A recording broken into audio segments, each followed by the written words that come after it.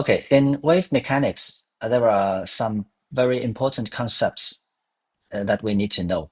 And with these concepts, it will be helpful for us to interpret the high-strength dynamic test data.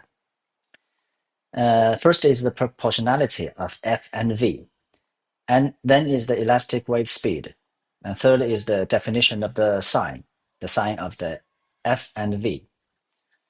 And then is the superposition and the separation of the wave. Now we're going to introduce these concepts one by one. First one is the proportionality. About proportionality, we will talk about parameter impedance. The impedance, it has a physical meaning. It means the force that needed to make the particle to move with the unit speed. That is the speed 1 meters per second. How much force is needed to make the particle to move with the velocity of 1 meters per second. That is impedance. And also we use impedance to describe the pile integrity. That is how we evaluate the data in low-strength dynamic test. And we multiply V by the impedance for further calculation with F. That is called proportionality. So let's take a look at the picture.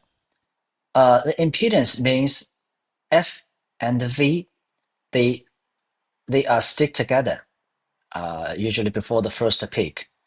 We know that F is with the unit of force, it's kilonewton, right? And the velocity is with the unit of meters per second. How do we put the two parameters with different units into one picture and calculate? The reason is that we multiplied V with the impedance Z. So if there is no soil resistance, we should see that force and the velocity, they should stick together until the end of the pile. The reason that they separate is the soil resistance that we are going to discuss later. So first, let's take a look at how we can get the proportionality relationship. Let's observe the movement of a particle on the pile.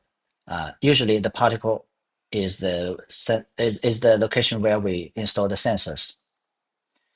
If we hit the pile head with a hammer force, it will generate a wave going down and go through the particle.